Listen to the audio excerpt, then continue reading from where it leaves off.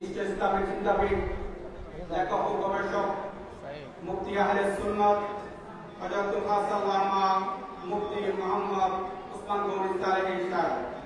আমাকে আপনারা জেনেছেন একটি বিষয় দেওয়া হয়েছে, তা হচ্ছে সঠিক আকীদা এবং আমলের প্রচারে আউলিয়া কেরামদের অবদান নিয়ে। এই বিষয়টিকে কেন্দ্র করে ইনশাআল্লাহ আমি কথা বলবো। প্রিয় শুধু অত্যন্ত মনোযোগের সাথে কথাগুলো শ্রবণ করতে হবে।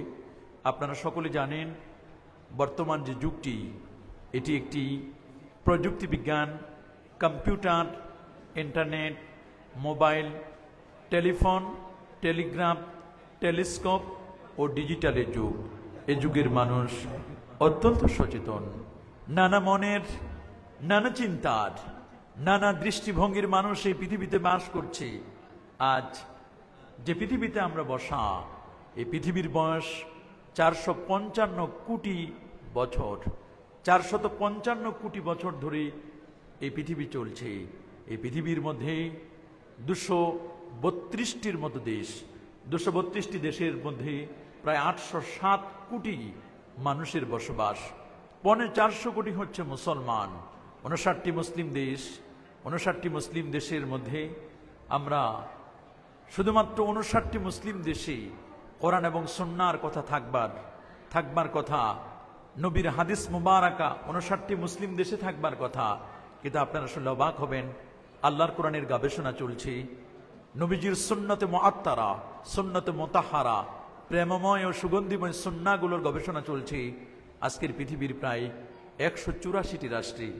আপনারা শুনলে অবাক হবেন, 807 কোটি মানুষের মধ্যে 450 কোটি মুসলমান। এই 450 কোটি মুসলমানের সবাই কিন্তু এক নয়।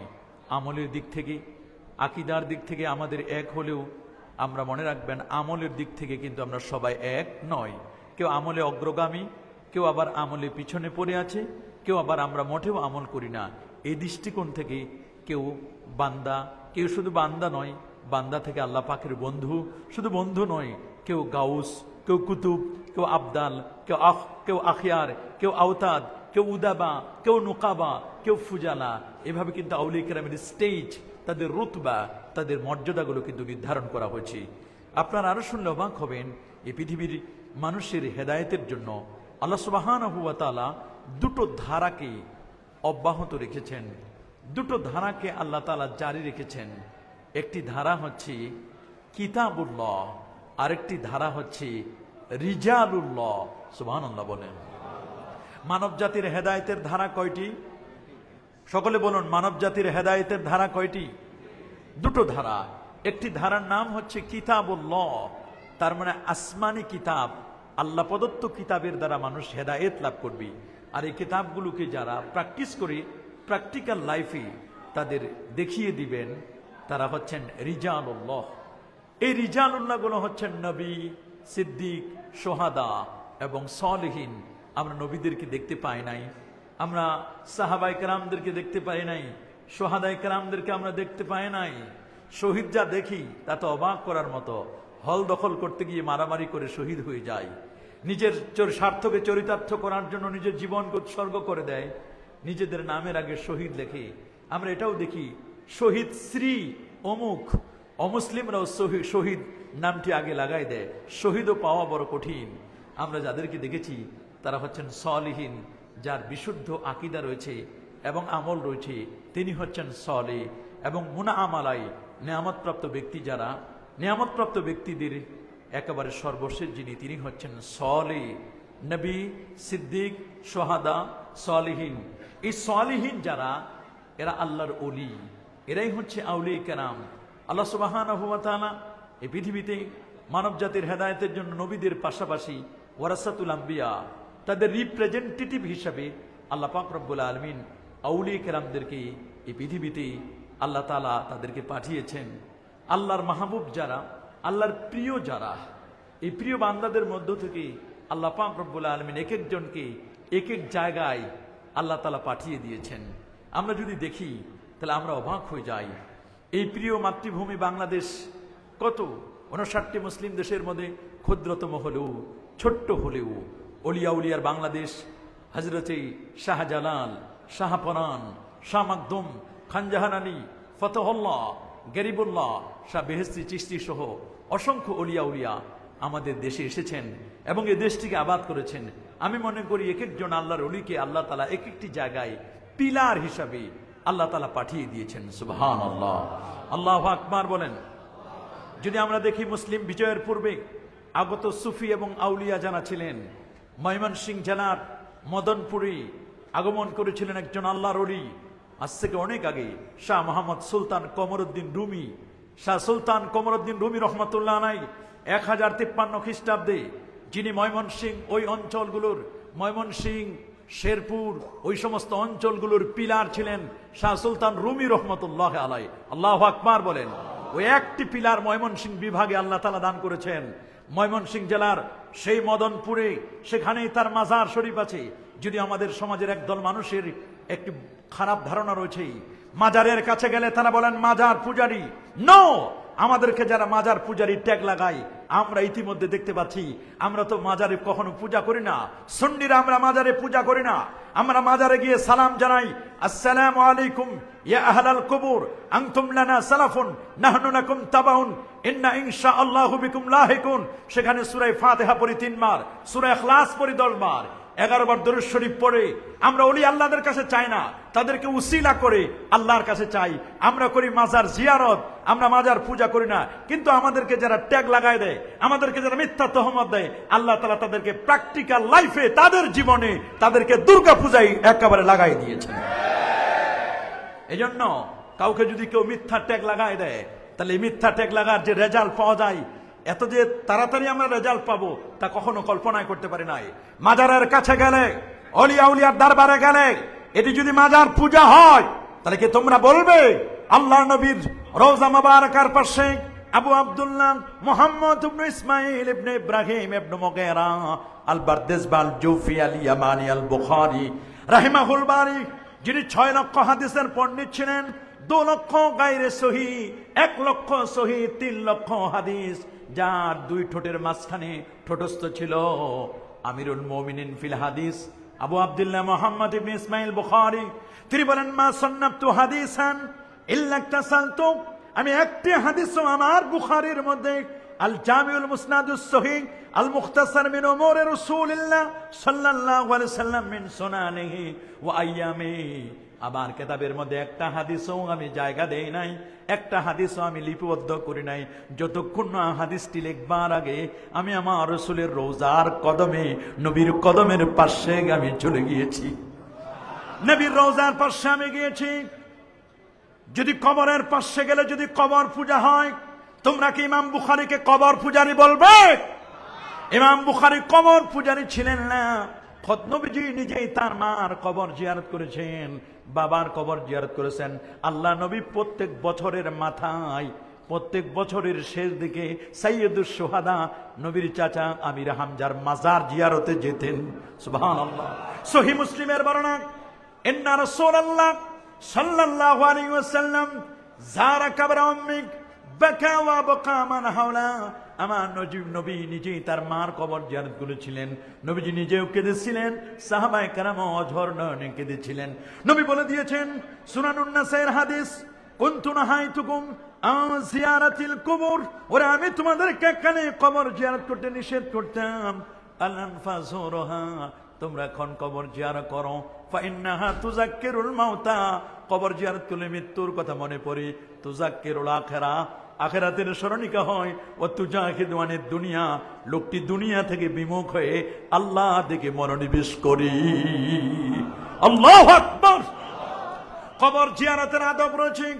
মুস্তাকবিলাল মাইয়িত, মুস্তাকবিলাল কিবলা, কিবলা থাকবে পিছনে, মাইয়িত থাকবে, যার আমি জিয়ারত করছি তিনি থাকবেন সামনে। কারণ আল্লামা ইমাদউদ্দিন ইবনে কাসির তিনি তাফসিরে ইবনে কাসিরের মধ্যে বলে দিয়েছেন, যার কবর জিয়ারত করা হয় সহিহ হাদিস, তিনি আপনাকে চিনতে পারেন, বুঝতে পারেন আমার বড় ছেলে, আমার অমুক মুরিদ, আমার অমুক উম্মত, চিনতে পারেন নবীজি। কেনই বা নবীজি চিনবেন না? নবী উম্মতের খবর রাখেন, নবীর উম্মতেরা যখন দুরূদ আর সালাম পড়ে, ইন্না লিল্লাহি মালাইকাতান সাইয়াহিনা ফিল আরদি ইউবাল্লিগুনানি মিন উম্মতি আসসালাম। আল্লাহু আকবার। একজন ফেরেশতা আছে, এদেরকে বলা হয় সাইয়াহিন। সাইয়াহিন নামক ফেরেশতারা আমাদের দরুদ এবং সালামগুলো নবীর কাছে পৌঁছায় দেন। আবার কখনো কখনো নিষ্কানেও শুনতে পারেন। সুনানে আবি দাউদের হাদিস, মা মিন আবদিন ইউসাল্লিমু আলাইয়া ইল্লা রাদ্দাল্লাহু আলাইয়া রূহি হাত্তা আরুদ্দা আলাইহিস সালাম।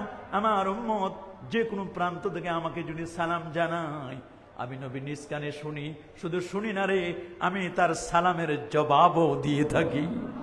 আল্লাহু আকবার। এ বাবা, আল্লাহর ওলি যারা বিভিন্ন জায়গায় পিলার, ওরা ম্যাগনেটিক পাওয়ার, চুম্বক হয়ে ওরা শুয়াছেন। সুবহানাল্লাহ। চুম্বক ময়মনসিংহের ম্যাগনেটিক পাওয়ার হিসাবে ময়মনসিংহ বিভাগে মদনপুরে শাহ মোহাম্মদ সুলতান কমরউদ্দিন রুমি তিনি সেই জমিনে শুয়াছেন। কোন মুরিদ, কোন ভক্তবৃন্দ তারা যদি লোহা হয়ে যায়, চুম্বকের সাথে অটোমেটিক আকর্ষণ করবে। কিন্তু কেউ যদি লোহা না হয়, কেউ যদি পাথর হয়ে যায়, প্লাস্টিক হয়ে যায়, কোনোদিন তাকে আকর্ষণ করবে না। আপনি যদি চুম্বকের সাথে আপনার অ্যাটাচমেন্ট, কানেক্টিভিটি তৈরি করতে চান, আল্লাহর ওলিদের কাছে যদি আপনি যান, অবশ্য আপনাকে লোহার মতো হতে হবে। আপনি প্লাস্টিক মার্কা মুরিদ হলে, ওই লোহা না হলে, আপনি প্লাস্টিক মার্কা হলে, চুম্বকের কাছেও যদি ঘষা দেন, তবুও প্লাস্টিক কিন্তু আকর্ষণ বিকর্ষণ নাই। আছে নাকি? শুধু তাই নয়, আপনি সুন্নামাক হবেন ঢাকার হরিরামপুর, পরবর্তীতে বগুড়ার মহাস্থানগড়ে ইসলাম প্রচার করে যিনি বগুড়ার মাহি সাওয়ার, মাহি মানে মাছ, সাওয়ার মানে আরোহণ করা, যিনি মাছের পিঠে আরোহণ করে গাউসে পাক আব্দুল কাদের জিলানির সেই দেশ গাইলান থেকে, জিলান থেকে তারই আত্মীয়, যিনি মাছের পিঠে আরোহণ করে, তিনি এখন বর্তমানে শাহ সুলতান বলখি মাহি সাওয়ার, যিনি মহাস্থানগড় সেই পন্ডুরাজা, সেই জায়গায় মহাস্থানগড় বগুড়ায়, ওই জায়গায় একটা পিলার হিসাবে তিনি আছেন। আল্লাহু আকবার। আরো জোরে বলেন আল্লাহু আকবার। ময়মনসিংহ বিভাগ কাভার করলেন, বগুড়ার ওই অঞ্চলটুকু কাভার করলেন। বাবা আদম শহীদ রাজা বল্লাল সেনের আমলে বিক্রমপুরে ইসলাম প্রচার করলেন। ওই বাবা বিক্রমপুর হলো আপনার মুন্সিগঞ্জে, মুন্সি মানে যারা অলি আল্লাহ ভক্ত, গঞ্জ মানে সমাবেশ, মুন্সিগঞ্জ মানে মুন্সিদের সমাবেশ হয়েছিল, জায়গাটার নাম মুন্সিগঞ্জ। আল্লাহু আকবার। ওই জায়গার পিলার হিসেবে আল্লাহ পাঠায় দিয়েছিলেন বাবা আদম শহীদ, যাকে বাবা আদম শহীদ দ্বীনের জন্য, ইসলামের জন্য, তাওহীদ এবং রিসালাতকে প্রসার করার জন্য, আকীদাকে এস্টাবলিশ করবার জন্য নিজের জীবনকে যিনি উৎসর্গ করেছিলেন, তিনি হলেন বাবা আদম শহীদ। আল্লাহু আকবার বলেন। মাখদুম সাদুল্লাহ, যিনি সুদূর ইয়ামান থেকে এসেছিলেন। কোন জায়গা থেকে? শুধু ইয়ামান থেকে। আমার রাসূল বলেছেন, আল ঈমানু ইয়ামানিয়া। সুবহানাল্লাহ বলেন। আল ঈমানু ইয়ামানিয়া, ওর ঈমান থাকার জায়গা হচ্ছে ইয়ামান। আল্লাহ নবী দোয়া করেছিলেন, বুখারীর বর্ণনা, আল্লাহুম্মা বারিক লানা ফি শামিনা ওয়া ইয়ামানিনা। আল্লাহ তুমি শাম দেশ এবং ইয়ামান দেশের উপর তুমি বারাকা নসিব করো। সুবহানাল্লাহ। একবার নয়, দুবার নয়, তিনটি বার আল্লাহ নবী দোয়া করেছিলেন। নবীর দোয়া তো আল্লাহর দরবারে মাকবুল। লিকুল্লি নবিয়্যিন দাওয়াতুম মুস্তাজাবা। প্রত্যেক নবীর দোয়া আমার আল্লাহ কবুল করে নেন। নবীদের দোয়া আমার আল্লাহ কখনো খালি হাতে ফেরত দেন না। আর হক্কানি আল্লাহর ওলি যারা, তাদের দোয়াও আমার আল্লাহ ফেরত দেন না। বুখারী শরীফের বর্ণনা, ইন্না মিন ইবাদিল্লাহি মান লাউ আকসামা আলাল্লাহি লা বাররা রুব্বা শাসা ওয়া আকবাররা। দেখলে মনে হবে না, মনে হবে এগুলো সাধারণ মানুষ। এক্সটেরিয়র, বাহিরের অবস্থাটা দেখবেন, চুলগুলো উস্কো খুস্কো, টুপিটা আড়ম্বর না, জামাটা আড়ম্বর না, কিন্তু ইন্টেরিয়রের ডিজাইনটা, ভিতরের অবস্থাটা চক্ষু বন্ধ করলে 2500 কিলোমিটার দূর দেখতে পারেন। লব্বে বন্ধ ওয়া গোশে বন্ধ, লব্বে বন্ধ ওয়া গোশে বন্ধ ওয়া চশমে বন্ধ, গারনা বিনিক নূর হক পর মা বখন। দুনিয়ার চক্ষু যখন বন্ধ হয়ে যায় রে, দুনিয়ার কানটা যখন বন্ধ হয়ে যায়, দুনিয়ার সব যখন বন্ধ হয়ে যায়, কলবের চক্ষু তখন খুলে যায়। আল্লাহু আকবার। চশমে রওশন, কুনতা খাকে আউলিয়া তাবাবিনি ইবতিদা তাক ইন্তেহা। আল্লাহর ওলিদের পায়ের ধুলি যখন একটা মানুষ যখন চোখের চশমা বানাবে, চোখের যখন চশমা বানাই নিবে রে বাবা, তখন ইবতিদা তক তাবাবিনি তার জন্য তাবে হয়ে যাবে। ইবতিদা তক ইন্তেহা, এই জমিন থেকে নিয়ে আল্লাহর আরশ পর্যন্ত সবগুলো তার করায়ত্তে চলে আসবে। আল্লাহু আকবার। যখন এই করিওয়ালা বর্তনে দরগা বাজারে বসে যখন আল্লাহ আল্লাহ আল্লাহ আল্লাহ শব্দটা যখন উচ্চারণ করবে রে, এই জমিনে বসে আল্লাহ শব্দটা উচ্চারণ করলে আরশে আজিমের খুঁটিতে রিং হবে। আল্লামা ইকবাল বলেছেন, দিল সে জো বাত निकलती है असर रखती है पर नहीं तौकाते परवाज मगर रखती है। दिल থেকে যদি আসে কোনো বাণী প্রভাব রাখে সুনিশ্চয় পাখনা না থাক, তবুও তাহার ঊর্ধ্বে গোরার তাকাত রয়। কোরআন বলছে ওয়া ইলাইহি ইউসাদুল কালিমুত তাইয়্যিব, ভালো কথা উপরে উঠে যায়। আল্লাহ শব্দটা এই জমিনে আল্লাহর ওলিরা যখন আল্লাহ আল্লাহ আল্লাহ আল্লাহ আল্লাহ আল্লাহ আল্লাহ আল্লাহ যখন জিকির করেছে জমিনে আল্লাহ বললে আরশে আজিমের খুঁটিতে রিং হয়। আল্লাহু আকবার। এটা সাধারণ কোনো কথা নয়, সাধারণ কোনো কথা নয়। জমিনে আল্লাহ শব্দটা বলবার কারণে উপর পর্যন্ত চলে যায়। আল্লাহু আকবার। এই জন্য বাবা যিনি ইয়ামান থেকে এসেছিলেন, পাবনা জেলার শাহজাদপুর একটি থানা আছে, পাবনা জেলার শাহজাদপুরে এসেছিলেন শাহ মাকদুম শাহ দৌলা তিনিও শহীদ হয়েছিলেন ইমান এবং আকিদাকে এস্টাবলিশ করবার জন্য সত্য পথের দিকে মানুষদেরকে আহ্বান করেছিলেন। আল্লাহু আকবার।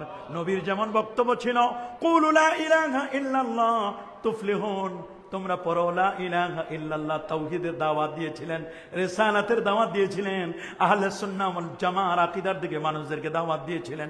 দিবেন না কেন? আল্লাহ নবী বলেছেন, ইন্না বানি ইসরাঈলা তাফাররাকাত আলা 72 মিল্লাহ। সুনান তিরমিজি 2641 নম্বর হাদিস। আব্দুল্লাহ ইবনে আমর হাদিসটি বর্ণনা করেন। আল্লাহর হাবিব বলেন, বনি ইসরাঈল ইহুদিরা 71টি দলে, খ্রিস্টানরা 72টি দলে। সাতাফতারিক উম্মতি, আর আমার উম্মতেরা বিভক্ত হবে 73 মিল্লাহ, 73টি ফিরকায়। কুল্লুহুম ফিন্নার ইল্লা মিল্লাত ওয়াহিদা। 73টি দলের 72 দলের ঠিকানা হলো জাহান্নাম। একটি মাত্র দল, একটি মাত্র ফিরকা, এই ফিরকাটি নাজি ফিরকা, এটি জান্নাতি ফিরকা। এটি কখনো মাথা নত করে না। সির দেগা নাহি দেগা মামা, শির দিবে তবু পাগড়ি দিবে না। তার নানা রেখে যাওয়া আদর্শ কোনোদিন ভুলুণ্ঠিত হতে দিবে না। হাম তো মুসলমান হাই, পিছে ভাগনে ওয়ালে নেহি, সিনো মে সামনে সরনগো করনে ওয়ালে নেহি। আমরা মুসলমানের জাত, আমরা পিছনে ফেরার জাত নয়, সামনে চলার জাত। এই 73টি ফিরকা, 72টি ফিরকা জাহান্নামী, একটি মাত্র দল, একটি মাত্র ফিরকা জান্নাতি। সেই দলটি হলো, রাসূল বলেন, মা আনা আলাইহি ওয়া আসহাবি, আমি নবী যেই পথে চলি, আমার পথ, আমার সাহাবীদের পথ, এই পথ মত যারা চলবে রে, তারাই হচ্ছে জান্নাতি। আল্লাহু আকবার। আরো জোরে আল্লাহু আকবার। আমরা কি জান্নাতে যেতে চাই কি চাই না? হাত তুলে দেখাও মুসলমান, চাই কি চায় না? নারে তাকবীর, নারে রিসালাত, ওলি আল্লাহ যেখানে, নারে তাকবীর। আরে বন্ধু, আপনি যদি নাজাত পেতে চান, আপনি যদি মুক্তি পেতে চান, অবশ্যই আপনাকে যে দলটির সাথে আপনার অ্যাটাচমেন্ট কানেক্টিভিটি হতে হবে, সেই দলটার নাম মা আনা আলাই। মা আনা আলাই মানে আহলে সুন্নাহ ওয়াল জামাআহ, মানে মা আনা আলাইহি, মা আনা আলাইহি, মা আনা আলাইহি, আমি যে দলের উপর আছি। মা আনা আলাইহি ওয়া আসহাবি, আসহাবি মানে সাহাবায়ে কেরামের জামাআহ। আল্লাহু আকবার। নবীর দল, নবীর দল মানে সমস্ত নবীগণ আহলে সুন্নাহ ওয়াল জামাআহ, সত্য পথের তাওহীদ, রিসালাত, আখিরাতের দিকে মানুষদেরকে আহ্বান করেছেন। আর নবীর সাহাবায়ে কেরামের দলটি, এরা তো নবীর সেই আনিত জীবন ব্যবস্থা, সেই কোরআন এবং সুন্নাহর দিকে মানুষদেরকে আহ্বান করেছেন। তাহলে নবীজি এবং তার সাহাবায়ে কেরামের দলটির নাম হলো আহলুস সুন্নাহ ওয়াল জামাআহ। আল্লামা মোল্লা আলী কারি বলেন, লা শাক্কা ওয়ালা রাইবা ওয়ালা শুবহা, কোনো সন্দেহ নাই, কোনো সন্দেহ নাই, কঠিন কিয়ামতের ময়দানে যে দলটি জান্নাতি দল হবে, নাজি ফারকা হবে, সেই দলটার নাম হলো আহলে সুন্নাহ ওয়াল জামাআহ। আল্লাহু আকবার। ফিতনার যুগে নবী বলেন, তোমরা সুন্নাহকে আঁকড়ে ধরবে, আহলে সুন্নাহকে আঁকড়ে ধরতে হবে। আল্লাহ নবী বলে দিয়েছেন, সুনানে আবি দাউদের হাদিসটি রয়েছে সুনানে ইবনে মাজাতেও, আনিল ইরবাদ ইবনে সারিয়া রাদিয়াল্লাহু তাআলা আনহু আন্নাহু ক্বাল সাল্লা বিনা রাসূলুল্লাহ সাল্লাল্লাহু আলাইহি ওয়াসাল্লাম সুম্মা আকবালা আলাইনা বিওয়াজহিহি ফাওয়াজানা মাউইজাতান বালিগা জারাফাত মিনহাল উয়ুন ওয়া ওয়াজিলাত মিনহাল কুলুব ফাকালা রাজুলুন ইয়া রাসূলাল্লাহ কান্না হাদিহি মাউইজাতু মুআদ্দিন ফাআউসানা ক্বালা উসিকুম বিতাকওয়াল্লাহি ওয়াস-সামি ওয়াত-তা'a ওয়া ইন কানা আবাদান হাবাশিয়া ফাইন্নাহু মান ইয়াইশ মিনকুম বাদি ফাসায়ারা اختلافا كثيرا فعليكم بسنتي وسنة الخلفاء الراشدين المهديين تمسكوا بها وعدوا عليها بالنواجذ إياكم والمحدثات الأمور فإن كل محدثة بدعة وكل بدعة ضلالة الله أكبر কঠিন ফিতনার যুগে আমাদের দায়িত্ব হলো আহলে সুন্নাহ ওয়াল জামাআর আকীদাকে মজবুত করে আঁকড়ে ধরা। আমরা কি আহলে সুন্নাহর আকীদাকে মজবুত করে আঁকড়ে ধরতে চাই কি চাই না? কি বলেন, সবাই চায়? ঢাকার বুকে যারা পিলার হিসেবে, ম্যাগনেটিক পাওয়ার হিসেবে যিনি আছেন, বাবা শাহ নেহামতুল্লাহ বুৎসিকন, ঢাকা এবং তার আশপাশে যিনি ইসলাম প্রচার করেছেন, অলৌকিক কারামতের কারণে বহু হিন্দু, বলা হচ্ছে প্রায় 35,000 হিন্দু তার হাতে কালেমা পড়েছে। আল্লাহু আকবার, আরো জোরে আল্লাহু আকবার। দিলকুশায় তার মাজার, ঢাকা দিলকুশায় যার মাজার আছে রে বাবা, ঢাকায় শুধু একজন দুজন নয়, পুরো ঢাকা, এটা তো রাজধানী, রাজধানীতে মানুষ তো বিভিন্ন রকমের হয়, এই জন্য বিভিন্ন জায়গায় জায়গায় মরে মরে মরে মরে ম্যাগনেটিক পাওয়ার পিলারগুলো আল্লাহ বসাই দিয়েছেন। মিরপুর অঞ্চলে আছে না, মিরপুরের শাহ আলী বাগদাদি, আল্লাহু আকবার, বাগদাদ থেকে এসেছেন শাহ আলী বাগদাদি, ওই জমিনে শোয়া আছেন বাবা সৈয়দ নাসিরউদ্দিন শাহ আউলিয়া। দিনাজপুর অঞ্চলের প্রাচীনভাবে ইসলাম প্রচার করেছিলেন দিনাজপুরে যেমন তিনি আছেন। জালালউদ্দিন তাবরিজি পারস্য থেকে ছিলেন মালদহ জেলার লখনৌতে, পান্ডুয়ায় ইসলাম প্রচার করেছিলেন। উচ্চ শ্রেণীর হিন্দু এবং বৌদ্ধদেরকে তিনি প্রভাবিত করে কালেমার দ্বীনের দাওয়াত দিয়েছিলেন, আকীদা প্রচার করেছেন। আল্লাহু আকবার। সেই সময়ের মাকদুম শাহ গজনবী, বাইজিদ বুস্তামি, শেখ ফরিদউদ্দিন শকর, গঞ্জ শকর সহ আল্লাহর ওলিরা, এ বাবা বহু জায়গা থেকে আল্লাহর ওলিরা আমাদের প্রিয় মাতৃভূমি বাংলাদেশে ছিলেন। মুসলিম বিজয়ের পরে অনেক ওলি আল্লাহ এসেছিলেন। শেখ শরফুদ্দিন আবু তাওয়ামা বুখারা, যিনি সোনারগাঁয়ে ইসলামী শিক্ষা কেন্দ্র, প্রথম বুখারী শরীফ আনয়ন করেছিলেন, তিনি এখানে বাংলার জমিনে। সুবহানাল্লাহ। আবু তাওয়ামা, তার জায়গাটা সোনারগাঁ, বলেন না কথায়, সোনারগাঁয় আল্লাহর ওলি তিনি এসেছিলেন। শরফুদ্দিন ইহিয়া মানেরি সোনারগাঁও শিক্ষা কেন্দ্রের প্রধান আলেম ছিলেন। সোনারগাঁয় মাওলানা আতা, যিনি দিনাজপুরে ইসলাম প্রচার করেছিলেন, সমাধি দ্রবীত সত্য এবং ধর্মের প্রদীপ বলে তিনি খ্যাত ছিলেন। হযরত শাহজালাল ইয়ামানি 1303 খ্রিস্টাব্দে, যিনি সিলেট বিভাগটাকে, শাহজালাল এবং শাহপরহান দুজন আল্লাহর ওলি সিলেট বিভাগকে কাভার করেছিলেন। আল্লাহু আকবার। সৈয়দ আহমদ কল্লা শহীদ, শাহজালালের শিষ্য ছিলেন, শহীদ হয়েছিলেন। আসক নারায়ণের যুদ্ধে তিনি শহীদ হয়েছিলেন। দ্বীনের দাওয়াত দিয়েছিলেন তাওহীদ এবং রিসালাতের জন্য, আকীদাকে এস্টাবলিশ করার জন্য তিনি হিন্দুদের কাছে শহীদ হয়ে গিয়েছিলেন বাবা। শুধু তাই নয়, শাহ মাকদুম রূপোস, যিনি রাজশাহীতে মহাকালগড় জয় করে ইসলাম প্রচার করেছিলেন। গোয়ালিয়া নদীর পাশে, পদ্মা নদীর পারে রাজশাহী, শাহ মাকদুম রূপোস, রু মানে মুখ, পোষ মানে ঢাকা। সুবহানাল্লাহ বলেন। উনি মুখ ঢেকে ঢেকে চলতেন, এরকম করে পর্দা দিয়ে, রুমাল দিয়ে দিয়ে চলতেন, চোখ দিয়ে যেন কিছু দেখা যায় না। পাক ভারত মহাদেশে দুইজন রূপোস ছিলেন, একজন শাহ ওলিউল্লাহ মুহাদ্দিস দেহলভী রূপোস, আরেকজন শাহ মাকদুম রূপোস, দুইজন রূপোস। হুজুরের মুরিদানরা জিজ্ঞেস করলেন, ওগো শাহ মাকদুম, আপনি পর্দা দিয়ে দিয়ে চোখগুলো ঢেকে ঢেকে চলেন। কেন আপনি পর্দা দেন? রূপোষ, রু মানে মুখ, পোষ মানে ঢাকা। আমরা বলি রুমাল, রু মানে মুখ, মাল মানে মোছা, রুমাল মানে মুখ মোছা। এক সময় রুমাল লাগতো বিয়ে বাড়িতে, কথা বলেন, রুমাল ছাড়া বিয়েই হতো না, সবাই মুখ ঢেকে রাখতো। রুমাল কি বলতো? রুমাল। এজন্য রূপসী কন্যা, যে কন্যাটা মুখটা ঢেকে চলে তার নাম ছিল রূপসী। এখন হয়ে গেছে পুরো উল্টো, যে যত মুখটা খোলা রাখতে পারে তার নাম দায় রূপসী হয়ে যায়। নাউজুবিল্লাহ, মাআযাল্লাহ। শাহ মাকদুম রূপস, মুখ ঢেকে চলতেন। শাগরিদরা জিজ্ঞেস করলো, ওস্তাদ জি মুখ ঢেকে কেন চলেন? বলে, শোনো, আমার সামনে যারা বসা, আমি যাদেরকে দেখি একটাও রে তো আমার মানুষ বলে মনে হয় না। আমি তো কাউরে দেখি গরুর মতো, কাউরে দেখি ছাগলের মতো, কুকুর বিড়ালের মতো, অন্যান্য পশু প্রাণীর মতো দেখি, একটারেও তো মানুষ বলে মনে হয় না। তার মানে কেউ সুদখোর, কেউ ঘুষখোর, কেউ বেনামাজি, কতজনে কত রকমের মানুষ দেখি, এগুলো আর দেখতে মন চায় না। আমার দুই একজন মানুষ দেখাও, মানুষ দেখাও। তখন অলি আল্লাহ টাইপের আলেম ওলামা এদেরকে এনে হুজুরের সামনে বসাই দিতেন। বলে, হ্যাঁ এবার কিছু মানুষ আমি দেখতে পাই, না হলে তো আমি মানুষ দেখতে পাই না। মানুষ কই, আমারে মানুষ দেখাও। বাড়ছে জনসংখ্যা, কমছে মানুষ? বলেন, বাড়ছে? বাড়ছে জনসংখ্যা, কমছে মানুষ। মানুষের মনুষ্যত্ববোধ নাই, হিউম্যানিটি নাই, মানবতা নাই। আল্লাহর ওলিদের টার্গেট ছিল এক্সটেরিয়র, বাহিরের জীবনটা নয়, ভিতরের ইন্টেরিয়রটাকে ঠিক করার জন্য আল্লাহর ওলিরা এসেছিলেন। ইন্টেরিয়র যেটা থাকবে, ভিতরে যেটা থাকবে, এটার নাম হলো আকীদা। আকীদা থাকার জায়গা হলো ইন্টেরিয়রে। আকীদা থাকার জায়গা বামদের দুই আঙুলের নিচে কলব, এখানে আকীদা, এখানে মহব্বত, প্রেম, তাকওয়া, ভালোবাসা সব থাকার জায়গা হলো এই জায়গারে বাবা।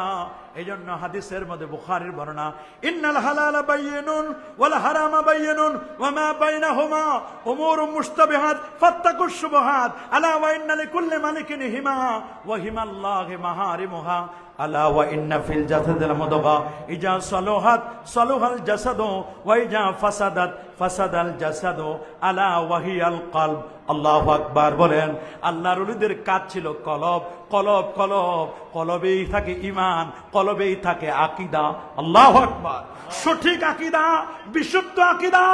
আল্লাহর ওলিদের টার্গেট হলো বাতিল আকীদাগুলোকে রিমুভ করে দিয়ে, বাতিল আকীদাগুলো রিমুভ করে দিয়ে আহলে সুন্নাহ ওয়াল জামাআর আকীদা এইখানে এস্টাবলিশ করা।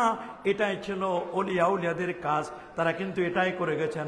শাহ মাকদুম রূপস এটা করেছেন। শেখ নূর কুতুবুল আলম, খাজা খানজাহান আলী, দক্ষিণবঙ্গ বিজয়ী 7 গম্বুজ মসজিদ বাগেরহাটের জমিনে, সেই জায়গায় শোয়া আছেন বাগেরহাট। এবং যশোরে 12 ভুইয়া নামে 12 আউলিয়া শোয়া আছেন। আর চট্টগ্রামের কথা তো বলতেই হয় না। চট্টগ্রামে তো অলিতে গলিতে অলির কারখানা। আল্লাহু আকবার।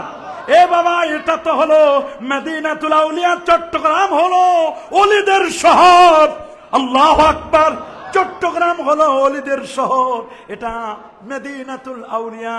শাহ মুহসিন আউলিয়া রহমাতুল্লাহ আলাইহি। আমি আগের গুলো বলতেছি, বর্তমান যে কত শত আছে, কয়জনের কথা বলবো, কে বা বেজার হবে বাবা। এই জন্য আগের গুলো বলি। শাহ মুহসিন আউলিয়া, শাহ গরিবুল্লাহ, শাহ আমানত শাহ, আল্লাহু আকবার, শাহ বুখারী রহমাতুল্লাহ আলাইহি। 12 আউলিয়া তারা এভাবে এসে এসে যেভাবে দিনের দাওয়াত দিয়েছেন মানুষগুলোকে, শুধু এরা এসেছেন, একটি বর্ণনায় পাওয়া যায় 3 জন সাহাবীও এসেছিলেন। আল্লাহু আকবার। অল্প কিছু সময় ছিলেন, কারণ চট্টগ্রামের শুটকি এবং হাতির দাঁত পাওয়া যেত, মশলা পাওয়া যেত। ভারত থেকে মশলা আমদানি করে এই অঞ্চলগুলো থেকে মশলা, হাতির দাঁত এবং শুটকি এগুলো নেওয়ার জন্য তারা আসতেন। অনেক দূর দরাজ থেকে মাছও পাওয়া যেত চট্টগ্রামের। তারা এসেছিলেন হযরতে ওমর ফারুক রাদিয়াল্লাহু তাআলার জামানায়। সুবহানাল্লাহ। ফারুক আজমের জামানায় এসেছিলেন। তারা বলেছিলেন, তোমাদের মধ্যে কে আছে সাঁতার কাটতে জানতে পারো নাকি? সাঁতার কাটা, সাঁতার শিখা অব্লিগেটরি করে দিয়েছিলেন তিনি। সাঁতার শিখা অব্লিগেটরি করে দিয়ে কয়েকজন তারা এসেছিলেন চট্টগ্রামের জমিনে। আল্লাহু আকবার বলেন। এ বাবা, হালদা নদী ওই অঞ্চলগুলো থেকে আস্তে আস্তে করে তারা এক পর্যায়ে চীন পর্যন্ত গিয়ে লঙ্ঘন করে সেখানে চীনা মসজিদ, যেটা আল্লাহু আকবার, মাতুল সাহাবী, এইভাবে করে চট্টগ্রামের জমিনটাকে আবাদ করেছিলেন আল্লাহর ওলিরা। সুবহানাল্লাহ বলেন। আল্লাহু আকবার বলেন। শাহ আলী বাগদাদী 1499 খ্রিস্টাব্দে ফরিদপুর এবং ঢাকা অঞ্চলে যিনি ইসলাম প্রচার করেছিলেন, উলুগে আজম হুমায়ুন জাফর খানা বাহারাম দিনাজপুর, পীর বদরুদ্দিন দিনাজপুর, সৈয়দ জালালউদ্দিন বুখারী রংপুর, চেহেল গাজী নামের দিনাজপুরে 40 জন গাজী, আল্লাহু আকবার, 40 জন চিহিল গাজী, খাজা চিশতি বেহেশতি ঢাকা, সৈয়দ আব্বাস আলী মাক্কি, শাহ সুবির শহীদ আব্দুল্লাহ কিরমানি, আখি সিরাজউদ্দিন উসমান, শাহ আফজল মাহমুদ, শাহ সুলতান আনসারী, শাহ চাঁদ আউলিয়া, ইংরেজ শাসন আমলে হাজী শরীয়তুল্লাহ সহ আরো কত ওলিয়া উলিয়া এসেছিলেন। সমসাময়িক যারা আছে বাবা, এই অলিদের কথা তো বাদ দিলাম, খালি অনেক আগের গুলো বলছি। এই আল্লাহর অলিরা এসে এসে মানুষদেরকে দ্বীনের দাওয়াত দিয়েছিলেন। আল্লাহু আকবার বলেন। আল্লাহর অলিদের টার্গেট ছিল সাধারণ না, আল্লাহর অলিরা খুব কাছে নয়, বরং অনেক দূর পর্যন্ত তারা দেখতে পেতেন। সুবহানাল্লাহ। আজকের যে 11 রবিউল সানি, আল্লাহু আকবার, এ বাবা, চিশতিয়া, কাদরিয়া, মুজাদ্দিদিয়া, নকশবন্দিয়া, 4টা তরিকা। প্রসিদ্ধ তরিকা হলো কাদেরিয়া তরিকা। আল্লাহু আকবার। কাদেরিয়া তরিকার যিনি ফাউন্ডার ছিলেন আব্দুল কাদের গাইলানি সুম্মাল জিলানি। আব্দুল কাদের জিলানি সাধারণ মানুষ নয়, সাধারণ নয়, অসাধারণ, অসাধারণ। বামার বয়স যখন 60 সুই সুই, কত 60 বছর ছুঁই ছুঁই মা উম্মুল খায়ের ফাতেমা, উম্মুল খায়ের ফাতেমা 60 বছর বয়সে কুরাইশ বংশের নারী। সুবহানাল্লাহ। সাধারণ নয়, ওই বংশীয় নারী 60 বছর বয়সে আল্লাহ তাআলা আব্দুল কাদের এবং আব্দুল্লাহ দুটো সন্তান দান করলেন, একজন আব্দুল্লাহ, একজন আব্দুল কাদের। আব্দুল্লাহ অল্প বয়সে মারা যায়। আব্দুল কাদের তিনি কৃষি কাজের জন্য গেলে একটা ষাঁড় বলে, আমারে ষাঁড় কথা বলতেছে আব্দুল কাদেরের সাথে, তোমাকে কৃষি কাজের জন্য বানানো হয় নাই, তোমাকে মানুষের কলবগুলো সংশোধনের জন্য বানানো হয়েছে। গরু কথা বলতে পারে, আল্লাহু আকবার। ওয়া তাকাল্লামাতিল বাকারা, গাভী কথা বলল। আব্দুল কাদের জিলানী তাকে বলল, তোমাকে কৃষি কাজের জন্য বানানো হয় নাই। এর দ্বারা ওলামায়ে কেরাম বলছেন তাদের কৃষি জমিনও ছিল। ছোটকালেও তো তিনি এমন সত্যবাদী ছিলেন, 80টি দিরহাম পাওয়া তার বাবার থেকে 40টা আব্দুল্লাহকে দিলেন, আর 40টা আব্দুল কাদেরকে মা সমানভাবে ভাগ করে দিয়ে বাগদাদে যখন যাচ্ছিলেন 18 বছর কি 16 বছর বয়সে বগলের মধ্যে সুন্দর করে আস্তিনে 40টি স্বর্ণ মুদ্রা দিয়ে দিলেন, যাও বাগদাদে। 73টা বছর বাগদাদের জমিনে কাটালেন। 33 বছর লেখাপড়া, আল্লাহু আকবার। 33টা বছর লেখাপড়া করলেন বাগদাদের জমিনে। কত কষ্ট। একবার সিদ্ধান্ত নিলেন মরুভূমিতে চলে যাবেন। কত কষ্ট, কত কষ্ট। একদিকে যেমন মুহাদ্দিস ছিলেন, আরেকদিকে মুফাসসির, আরেকদিকে বড় মাপের মুফতি ছিলেন। বাবা কত বড় মুফাসসির ছিলেন আপনি শুনলে অবাক হবেন। ইবনুল জাওজি নামক একজন ব্যক্তি ওই যুগের 700 কিতাব লিখেছিলেন, বড় মাপের পণ্ডিত। ইবনুল জাওজির মতো ব্যক্তি এত বড় মুফাসসির, তার বন্ধু ছিল তার চেয়ে আরো বড় মুফাসসির। সেই যুগের বড় বড় আলেমরা তার দরবারে আসতো। তার পীর যখন মারা গেল, যে পীরের হাতে তাসাউফ শিখেছিলেন, আকীদা শিখেছিলেন, মান্তিক বালাগাত, কত এলেমে তিনি প্রায় 17টি ফোন নিয়ে কথা বলতেন। কেউ বলছেন তিনি 13টি ফোনে এক্সপার্ট ছিলেন। 13টা বিষয়ের উপর এক্সপার্ট হয়ে তারপর বক্তব্য শুরু করলেন। প্রথম যখন বক্তব্য দিতেন 3 জন, 5 জন, 7 জন, স্বপ্নের মধ্যে আল্লাহ নবী তার জবানের মধ্যে আল্লাহ নবী থুথু দিয়েছিলেন, একটু লালা লাগাই দিয়েছিলেন। আল্লাহু আকবার। তার বায়োগ্রাফিতে পাওয়া যায়। এরপর তার বক্তৃতা এত অ্যাট্রাকটিভ হলো, এত আকর্ষণ হলো, সংখ্যা বাড়তে বাড়তে 100, 200, 500। জায়গা হয় না মাদ্রাসায়, গেলেন আরেক জায়গায়, শহর ছেড়ে গ্রামে, গ্রামেও জায়গা হয় নাই। এবার চলে গেলেন খোলা ময়দানে। তার কাছে দর্শ নিত, তার ওয়াজে মানুষ হতে একসাথে 70 থেকে 74,000। ওই যুগের 74,000, 75,000 মানুষ একসাথে দর্শ নিত। আল্লাহু আকবার। 75,000 মানুষকে তিনি তাফসীর করতেন। ইবনুল জাওজি, ইবনুল জাওজির বন্ধু জগৎ বিখ্যাত মুফাসসির ছিলেন। একবার বন্ধুর বাড়িতে বেড়াতে এসে বললেন, শুনেছি এই গিলান জাইলানে বাগদাদের জমিনে নাকি একজন বড় ওলি আল্লাহ আছে, সুফি দরবেশ আছে, তার নাম আব্দুল কাদের। শুনেছি তার মজলিসে বহু দেশ বিদেশ থেকে আলেম ওলামা আসে, চলো তো একটু দেখতে যাই। ওনার তাফসির কেমন, উনি কি গাঁজাখড়ি তাফসির করেন না ভালো তাফসির করেন, একটু দেখতে যাই। ওনার যখন মজলিসে বসলেন, আসলেন, একটা কোনায় ৭৫,০০০ মানুষের মধ্যে একটা জায়গায় কথায় বসা আল্লাহর ওলি বুঝে ফেলেছেন কাশফের দ্বারা। আল্লাহু আকবার, কাশফের দ্বারা বুঝে ফেললেন। তিনি এক এক করে একটা আয়াতের তাফসির করতে লাগলেন। একটি আয়াতের তাফসির করলেন, ১ ২ ৩ করতে করতে করতে ৪১টি তাফসির করলেন। কয়টি? ৪১টি তাফসির করার পরে ইবনুল জাওজির বন্ধু বলছেন, তুমি কি এগুলো শুনেছো? বলে না, আমি ৮-১০টার পরে এগুলো জীবনেও শুনি নাই। কথা থেকে উনি বলে, আমরা জানি না, এই কেতাব তো আমরা পড়লাম না। কথা থেকে উনি পড়াশোনা করে অবাক করার মতো কথায় পাই, মনে করেছিলাম একজন সাধারণ মনে হয় পীর ওলি আল্লাহ, এত বড় মুফাসসির, এত বড় মুফাসসির কল্পনাই করতে পারি নাই।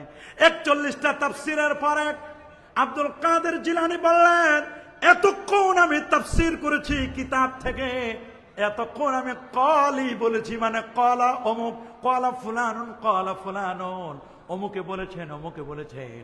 এখন আর কলা কলা নয়, এখন আর কিতাব থেকে নয় রে, এখন হালিয়া কলিয়া থেকে নয়, এখন কলবের হাল। এখন আমি চক্ষু বন্ধ করব, তাফসির করা শুরু করলেন চক্ষু বন্ধ করে। এমন এমন তাফসির, মনে হয় তাফসিরু মাফাতিল গায়ব, কোথা থেকে তাফসির গুলো আসে কল্পনা করতে পারেন না। একটা আয়াতের তাফসির করতে করতে করতে করতে ১০১টা তাফসির যখন হলো, বেহুশ হয়ে পড়ে গেলেন। ইবনুল জাওজির বন্ধু বেহুশ হয়ে পড়ে গেলেন, অবাক করার মতো। এত বড় আলেম, এত বড় জ্ঞানী, এত বড় পণ্ডিত জমিনে আছে। আল্লাহু আকবার। এ বাবা, কর্ডোবা অঞ্চলের ইমাম আন্দলুসি, আল্লাহর ওলিরা কি পারেন, কেমনে তাদের ঈমান আকীদাকে সেভ করেন। ইমাম আন্দলুসি বাগদাদের জমিনে যখন আসলেন, বাগদাদের জমিনে আসলে ইমাম আন্দলুসি কর্ডোভা কুর্তুবির অঞ্চলে, ইমাম কুর্তুবি যেখানে জন্মগ্রহণ করেছিলেন, তাফসিরে কুর্তুবির লেখক, কর্ডোভা বিশ্ববিদ্যালয়ের পাশে বাসা তার। ইমাম আন্দলুসি আব্দুল কাদের জিলানীকে দেখতে পেতেন না। ওলি আল্লাহদেরকে এমন একদল আছে না, পছন্দ করে না, ভালোবাসে না, মাজার পূজারি ট্যাগ লাগাই দেয়, বলেন আছে না? পীর মুরিদি পছন্দ করে না, পীর মুরিদি ওদের কাছে ভালো লাগে না, এরকম আছে না নাই? আরো জোরে বলেন, আছে না নাই? এইরকম একদল আছে যারা এগুলো ট্যাগ লাগাই দেয়। বাবা, এই ট্যাগ লাগানো কতগুলো ব্যক্তি এমনও ছিল, আপনি শুনলে অবাক হবেন, আপনি শুনলে অবাক হবেন। এই ট্যাগ লাগানো ইমাম আন্দলুসি তিনি যখন কর্ডোবা বিশ্ববিদ্যালয়ে যখন যেতেন, যাওয়ার সময় এমন অবস্থা, একটা মেয়ে, খ্রিস্টান মেয়ের সাথে তার সম্পর্ক হয়ে গেল। খ্রিস্টান মেয়ের সাথে সম্পর্ক হয়ে গিয়ে এক পর্যায়ে ডেসপারেট হয়ে যাচ্ছেন, তার দিকে এমন ভাবে ঝুঁকে পড়লেন, ওই মেয়েটাকে সে বিয়ে করবেন। খ্রিস্টান মেয়ে প্রপোজাল দিল, আমাকে বিয়ে করতে হলে তোমাকে আগে খ্রিস্টান হতে হবে। ইমাম আন্দলুসি বড় মাপের একজন পণ্ডিত ছিলেন, বিজ্ঞ পণ্ডিত, বড় আলেম ছিলেন। তার এক্সটেরিয়র ভালো ছিল, ইন্টেরিয়র ভিতরের অবস্থা তেমন বেশি ভালো ছিল না। ওলিয়া উলিয়াদেরকে দেখতে পেতেন না, ভালো চোখে দেখতেন না। ইমাম আন্দলুসি এক পর্যায়ে যখন খ্রিস্টান হয়ে যাওয়ার পালা, খ্রিস্টান হয়ে যাচ্ছে, মুসলমান থেকে যখন খ্রিস্টান হয়ে যাবে, আসরের ওই মুহূর্তে ওই খ্রিস্টান মেয়েটি বলল, তুমি যদি আমাকে পেতে চাও, আমাকে যদি লাভ করতে চাও, আমাকে বিয়ে করতে চাও, তাহলে তোমাকে খ্রিস্টান হতে হবে। ইমাম আন্দলুসি খ্রিস্টান হওয়ার জন্য প্রিপারেশন নিয়েছেন। গৌসে পাক আব্দুল কাদের জিলানী তিনি বাগদাদের জমিনে আসরের নামাজের উজু করতেছিলেন। সুবহানাল্লাহ বলেন। আসরের নামাজের উজু করতেছিলেন আব্দুল কাদের জিলানী। উজু করার সময় তিনি যখন কুলি করতেছিলেন, প্রথমবার কুলি করলেন স্বাভাবিক, তৃতীয়বার যখন মুখে পানি নিয়ে কুলি করলেন, পানিটা ফেলে দিবেন, পানিটা কর্ডোভার দিকে মুখটাকে হাঁ করে জোরে জোরে কুলিটা ফেলে দিলেন।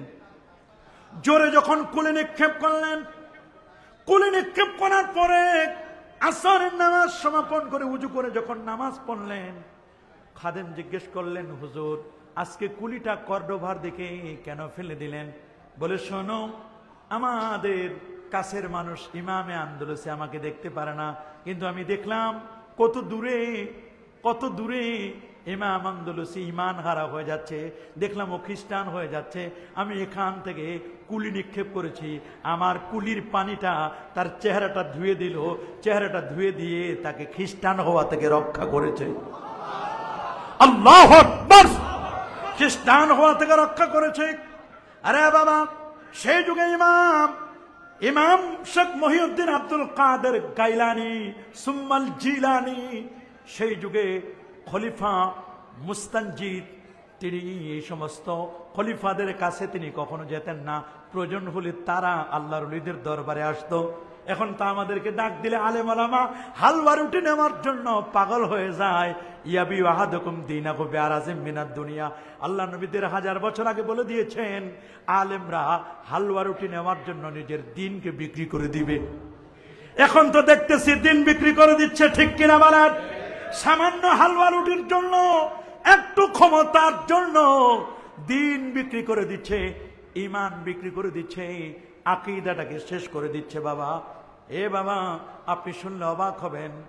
একবার খলিফা মুস্তানজিদ, যিনি বাগদাদের খলিফা ছিলেন, তিনি একবার আসলেন, এসে গাউসে পাককে বললেন, আব্দুল কাদের জিলানীকে বললেন, এই মুহূর্তে খলিফা তুমি কি চাও? মুস্তানজিদ বলে, আপনি শুনেছি অনেক কারামত দেখান, আপনি একটা কারামত আমারে দেখান, আমি একটা কারামত দেখতে চাই।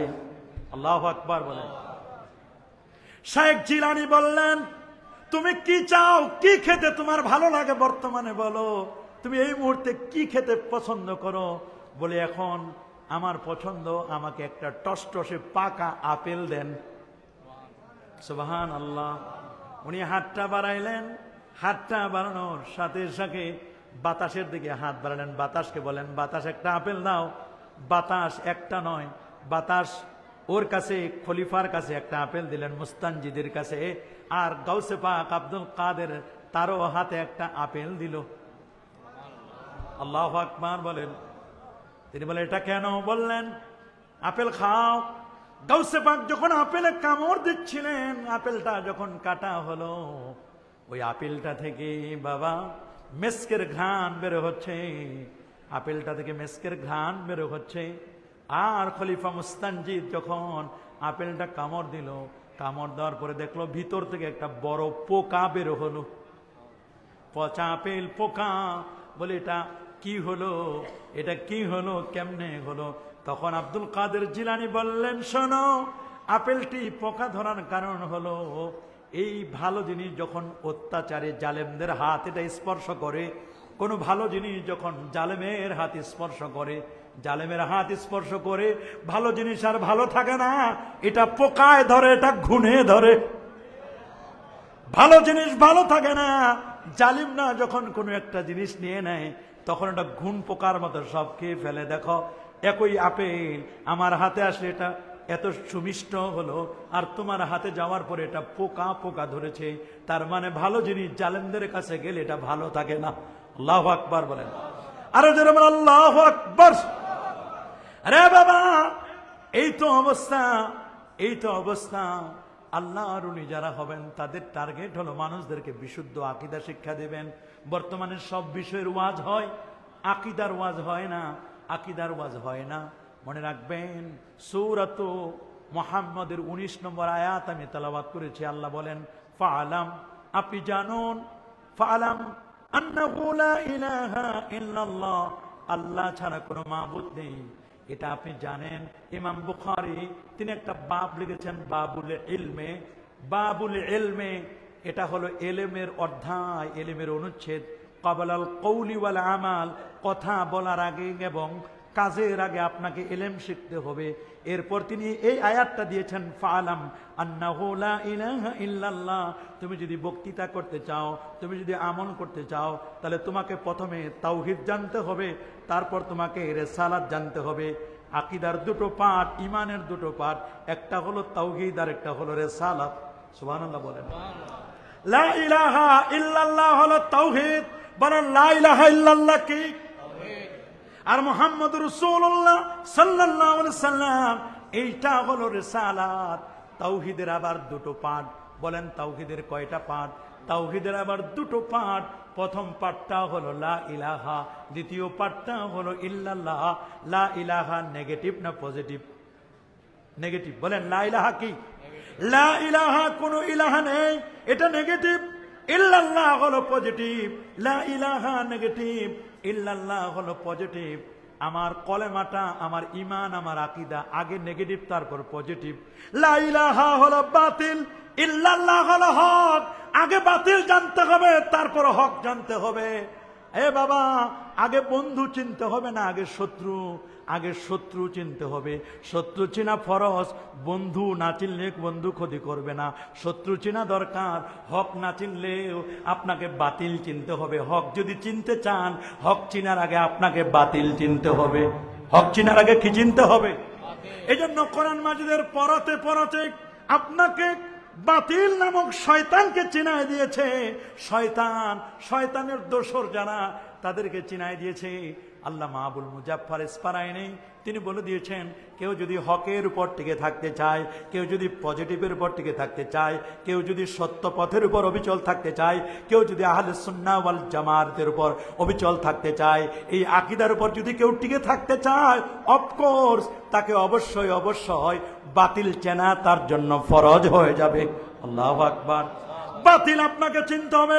বাতিল হলো জাবারিয়া, কাদারিয়া, মুরজিয়া, জাহামিয়া, ওয়াহাবি, সালাফি। বাতিল আপনাকে চিনতে হবে। এ বাবা, খারিজি, রাফেজি, শিয়া, এদেরকে আপনাকে চিনতে হবে। হক চিনার আগে আপনার জন্য বাতিল চেনা আবশ্যক। বলেন বাতিল চেনা কি আবশ্যক? আরো জোরে বলেন, বাতিল আমাদের চিনতে হবে কিনা? বাতিল চিনবেন আকীদাকে ঠিক করার জন্য। বলবেন আকীদা, আকীদা, আকীদাটা কি? আকীদার স্টেজটা অনেক পরে। আগে হলো ওয়াহাম। বলেন ওয়াহাম মানে ধারণা। ওয়াহাম মানে কি? ওয়াহাম মানে ধারণা। ওয়াহামের পরে আপনার আসবে ওয়াহামের পরে আপনার আসবে জন্নুন মানে ধারণা। ওয়াহামের পরে স্টেজ হলো জনের পরে হলো আপনার জন্নে গালেব। এরপরে হলো এলমে তাসাব্বুর, এলমে তাসদিক, এরপরে ইলমুল ইয়াকিন, আইনুল ইয়াকিন, হকুল ইয়াকিন। এগুলো জমতে এক জায়গায় যখন স্থির হবে, একেবারে গিট লেগে যাবে, এইটার নাম হলো আকীদা। আকীদার জন্য আমি 4টা উদাহরণ দিব, খুব ভালো করে শুনবেন। প্রথম উদাহরণটা দিব, আপনারা আমাকে বলেন, বাবা আপনি যদি আপনার হাতে যদি একটা দামি জিনিস থাকে, দেখেন আমার হাতে আংটিটা, এই আংটিটা রৌপ্যের আংটি ব্যবহার করা এটা মুস্তাহাব, উত্তম হবে। এটা যদি ডায়মন্ডের আংটি হতো, দাম হতো কমপক্ষে 2 লক্ষ টাকা। কত? 2 লক্ষ টাকার যদি একটা আংটি আপনার থাকে, আপনি বলেন এই আংটিটাকে ফেলে দিবেন না এক জায়গায় রেখে দিবেন ভালো জায়গায়? কি ভালো জায়গায় রাখবেন না? জিনিসটা যত দামি হবে, দামি জিনিসটাকে অবশ্যই আপনি আলমারিতে রাখবেন, সুকেসের মধ্যে রেখে দিবেন, লকারের মধ্যে রেখে দিবেন, ঠিক কিনা বলেন? লকারটাতে যখন রাখবেন দামি জিনিসটা, অবশ্যই আপনি ওটাকে লক করে দিবেন। লক করার পরে আলমারিটাও লক করে দিবেন, তারপরে ঘরের দরজা লক করে দিবেন, আপনার বাসা বাড়িটা, ফ্ল্যাট বাড়িটা আপনি লক করে দিবেন, তারপরে বাউন্ডারিটাও লক করে দিবেন, গেটে পাহারাদার রাখবেন। পুলিশ বলেন, প্রশাসন বলেন, স্বরাষ্ট্র মন্ত্রণালয় বলেন, থানা বলেন, ডিসি বলেন, সবগুলো আপনার সেফটি অ্যান্ড সিকিউরিটির জন্য। একটা দামি জিনিসকে এটাকে নিরাপত্তা দেওয়ার জন্য, বাবারে এই নিরাপত্তা দেওয়ার জন্য যদি আপনি ভালো জায়গায় রাখেন, আমি আপনাদের বলতে চাই, আপনার ঈমান এবং আকীদাকে সেভ করার জন্য, এটাকে আপনার সংরক্ষণের জন্য দামি জায়গা লাগবে। ঈমানটা, আকীদাটা, এটা এমন জিনিস বাবা, দুনিয়া এবং দুনিয়ার মধ্যে সবচেয়ে দামি হলো আপনার ঈমান, আকীদা। সুবহানাল্লাহ বলেন। বলবেন হুজুর এটা কেমনে দামি? কেমনে? খুব ভালো করে শুনবেন, কেমনে দামি হলো। আপনি যদি একটা গাছ লাগাতে চান, কি লাগাতে চান? সবাই বলেন, আরো জোরে বলেন। একটা গাছ যদি লাগাতে চান, গাছটা লাগানোর আগে আপনাকে মাটিটাকে সুন্দর করতে হবে। বলেন কি করতে হবে? মাটিটাকে সুন্দর করতে হবে, মাটিটাকে উর্বর করতে হবে। সব মাটিতে সব রকমের গাছ হয় না, হবে নাকি? এনভায়রনমেন্ট, আবহাওয়া ভালো হতে হবে, সময় উপযোগী হতে হবে। সবসময় গাছ লাগালে হয় না। একটা কদুর বিচি, মিষ্টি কুমড়ার বিচি যখন আপনি মাটির ভিতরে যখন আপনি পুঁতে দিবেন, দেখেন আপনি একটা বিচি অথবা একটা বীজ আপনি যখন জমিনের মধ্যে গেড়ে দিবেন, জমিনের মধ্যে বীজটা গেড়ে দিলে মাত্র আধা হাত নয়, মাত্র 1 ইঞ্চি ভিতরে যদি আপনি ঢুকায় দেন, ভিতরে ঢুকাই দিলে ওটাকে যদি নিজেকে সপর্দ করে দেয়, মাটির ভিতরে সপর্দ করে দিলে ওইখান থেকে আস্তে আস্তে করে অঙ্কুর হবে, চারা গাছ রোপণ হবে, চারা গাছ অঙ্কুর ছোট্ট একটা বৃক্ষ বের হবে। আল্লাহু আকবার। কিন্তু যদি কেউ অহংকার করে, মাটির নিচে নিজেকে যদি সঁপে না দেখ, নিজেকে সঁপে না দেয়, মাটি হয়ে যাও, গড় খাকে তুমি যদি খাক হয়ে যাও, মাটি হয়ে যাও, নিজেকে যদি তুমি বিনয়ী হয়ে নিজেকে সপর্দ করতে পারো বাবারে, তবে আপনার জীবনটা ধন্য হয়ে যাবে, আপনি সফল কাম হবেন। মান তাওয়াদা লিল্লাহ রাফাহুল্লাহ, যারা বিনয়ী হয় আমার আল্লাহ তার মর্যাদাকে বুলন্দ করে দেন। এই যে আপনি বীজটা বপন করলেন, এই বীজ এখানে আপনার এই অঞ্চলে দরগা বাজারে একটা বীজ রোপণ করলেন, কদুর বীজ, লাউয়ের বীজ আপনি রোপণ করলেন। দরগা বাজার থেকে 15 কোটি কিলোমিটার দূরে, 1 নয় 2 নয় 9 কোটি 30 লক্ষ মাইল, 15 কোটি কিলোমিটার দূর থেকে সূর্য, ওই সূর্যটা ওই জায়গা থেকে আলো দিয়া তাপ দিয়া এই বীজের মধ্যে ফায়েজ দেয়, তাওয়াজ্জু দেয়, প্রভাব ফেলে বীজটা থেকে একটা সবুজ একটা অঙ্কুর একটা চারা গাছ বের হয়। আল্লাহু আকবার। আমি আপনাদেরকে প্রশ্ন করতে চাই রে বাবা, খুব ভালো করে শুনবেন, যদি 15 কোটি কিলোমিটার দূরে সূর্যের আলো এবং তাপ দিয়ে যদি 15 কোটি কিলোমিটার দূর থেকে ছোট্ট একটা মাটির নিচের মাত্র ছোট্ট একটা কদুর বীজ, একটা মিষ্টি কুমড়ার বীজ, একটা লাউয়ের বীজকে যদি ফায়েজ দিতে পারে, আল্লাহর ওলিরা আমাদের চট্টগ্রামে হাটহাজারে ফটিকছড়িতে আল্লাহর ওলিরা কত জায়গায় শোয়া আছেন রে বাবা। আল্লাহর ওলিরা কি তার মুরিদানদেরকে দিয়া, আর আল্লাহর ওলিদের টার্গেট হলো সমস্ত ওলিরা হলো চাঁদের মতো, আমার নবী হলো সূর্য নামক নূর আলো। ওই নবীর রওজা মুবারাকায় মাত্র 5,500 6,000 কিলোমিটার দূরে আমার নবীজি, তিনি কি ফায়েজ তাওয়াজ্জু দিয়া ওলিয়া উলিয়াদের ইমানটাকে তাজা করে, পরবর্তীতে আমরা উম্মত যারা নবীর উম্মত, আমাদের ইমানগুলো তাজা করতে পারে কিনা? কি বলেন, পারে কিনা? সূর্যের যদি এরকম পাওয়ার থাকে, কোটি কোটি সূর্য আলো পেত না, সূর্য আলো পেত না যদি আমার নবীর আলো যদি না হতো, আল্লাহ যদি তাকে আলো না দিত। সূর্য হলো আমার নবীজি, আর গোটা পৃথিবীর ওলিয়া উলিয়া গৌস কুতুব আবদাল আখিয়ার আওতাদুদা বা নোকাবা, এরা সবাই হলো চাঁদের মতো, চাঁদের মতো। আল্লাহু আকবার। ওয়াশ শামসি ওয়া দুহাহা ওয়াল কমারি ইযা তালাহা ওয়ান নাহারি ইযা জাল্লাহা ওয়াল লাইলি ইযা ইয়াগশাহা ওয়াস সামাই ওয়া মা বানাহা ওয়াল আরদি ওয়া মা তাহাহা ونفس وما سواها فألهمها فجورها وتقواها। এতগুলো কসম করে আল্লাহ বলেন, قد أفلح من زكاها। আল্লাহর ওলিদের টার্গেট হলো তাসকিয়া। এই দায়িত্বটা ছিল মূলত নবীদের দায়িত্ব। ওয়ারাসাতুল আম্বিয়া হিসেবে ওলি আল্লাহরা মানুষদের কলবের মধ্যে ঈমান আকীদাকে মজবুত করে দেন, আকীদাকে বিশুদ্ধ করে দেন। আল্লাহু আকবার বলেন। আকীদাকে পরিশুদ্ধ করেন। আস্তে আস্তে করে যখন গাছটা বের হবে, ছোট্ট চারা গাছটা একবার ডানে যাবে, একবার বামে যাবে, ঝড় তুফান তার আসবে না নাই?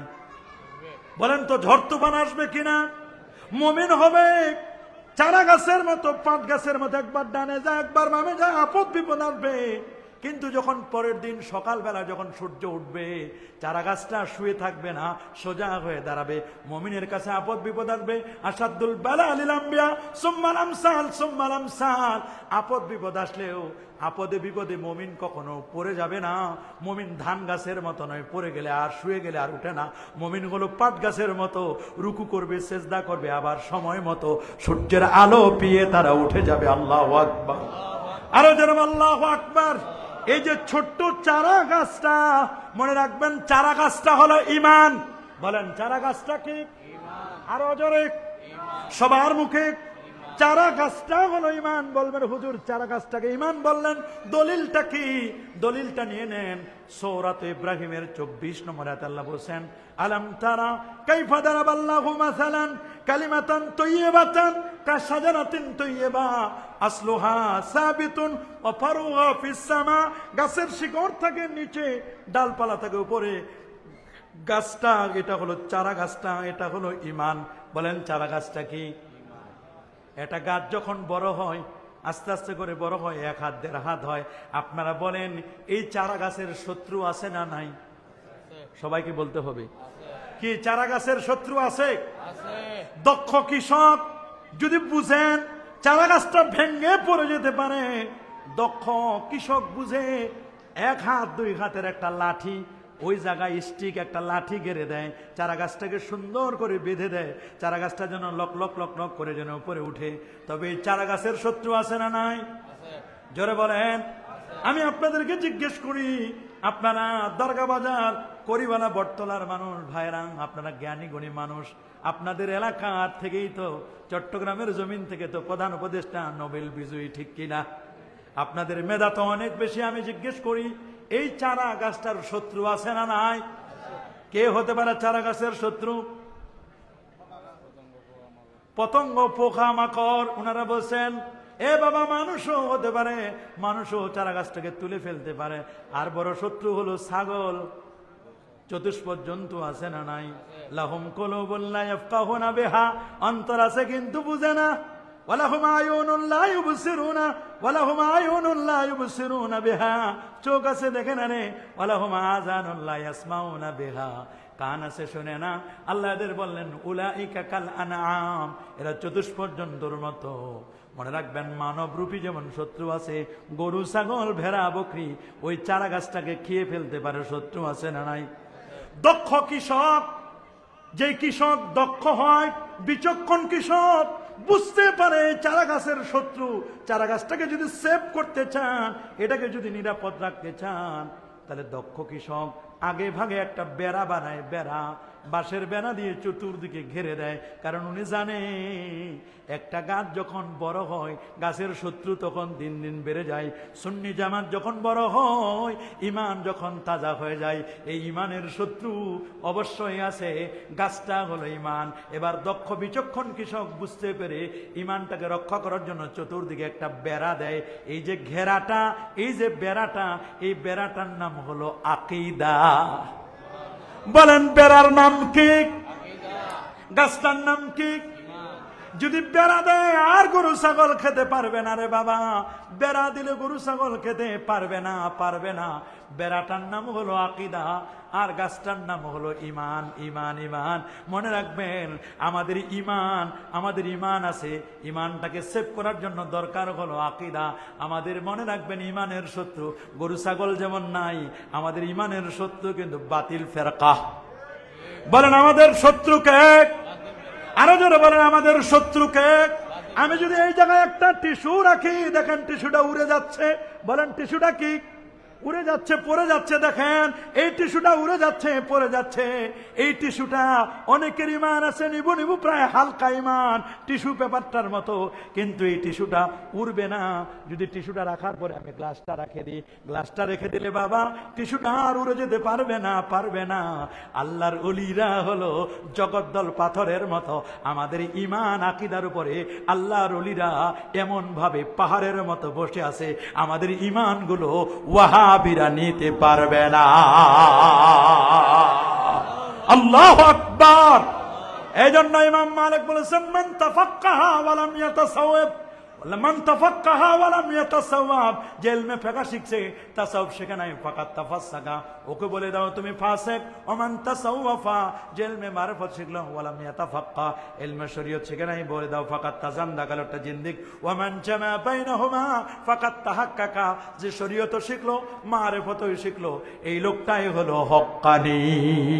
বলেন আগে হলো শরীয়ত, তারপর হলো মারিফত। শরীয়ত হলো দুধ, মারিফত হলো সর, ঘি, মাখন। এ বাবা দুধ না হলে সর পড়ে না, সর না পড়লে এ বাবা ঘি হয় না, মাখন হয় না। আগে হলো দুধ, আগে হলো শরীয়ত, তারপর হলো মারিফত।